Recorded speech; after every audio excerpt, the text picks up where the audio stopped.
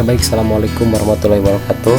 Berikut merupakan tugas eksplorasi konsep refleksi diri tentang pemikiran Ki Hajar Dewantara yang akan disampaikan oleh saya sendiri, Hendra Irawan, CGP Angkatan 8 Kabupaten Subang dari SMK Negeri Kasomalang.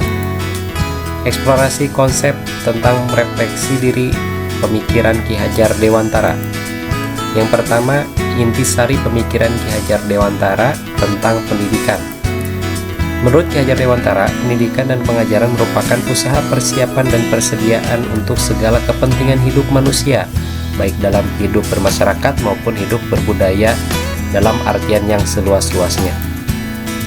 Menurut Ki Hajar Dewantara juga, pendidikan adalah tempat persemaian benih-benih kebudayaan dalam masyarakat.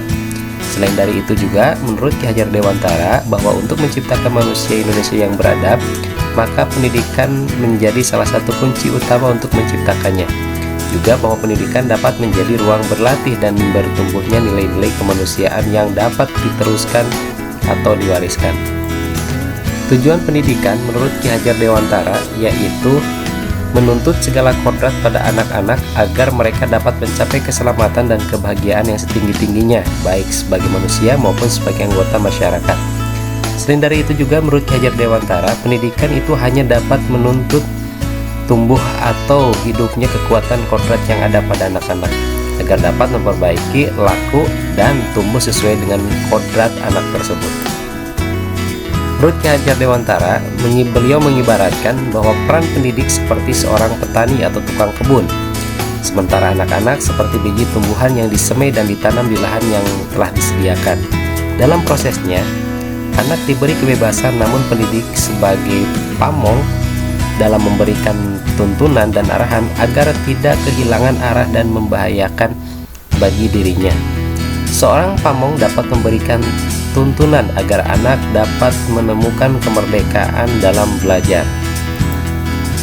Yang kedua, pembelajaran yang mencerminkan Ki Hajar Dewantara.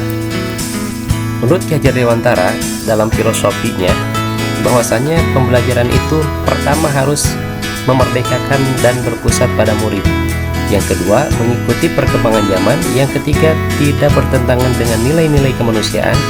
Yang keempat, harus membangun budi pekerti dan fokus pada proses, bukan pada hasil. Budi pekerti. Menurut Ki Hajar Dewantara, budi pekerti diartikan sebagai perpaduan antara cipta, yaitu sebagai kognitif, rasa sebagai afektif, sehingga menciptakan karya, yaitu psikomotor. Pendidikan juga harus mampu mengubah budi pekerti seperti peserta didik menjadi lebih baik. Yang ketiga, filosofi Ki Hajar Dewantara ini dapat terwujud apabila pertama, guru bersifat among sesuai dengan semboyan atau trilogi Ki Hajar Dewantara. Yang kedua, pembelajaran sesuai dengan kodrat alam dan zaman. Yang ketiga, kemerdekaan dalam memilih metode pembelajaran dan evaluasi. Yang terakhir, konsep pemikiran Ki Hajar Dewantara yang saya lakukan di kelas diantaranya yang pertama, mengikuti perkembangan zaman dengan berbagai manfaat iptek pada proses pembelajaran melalui platform yang menarik.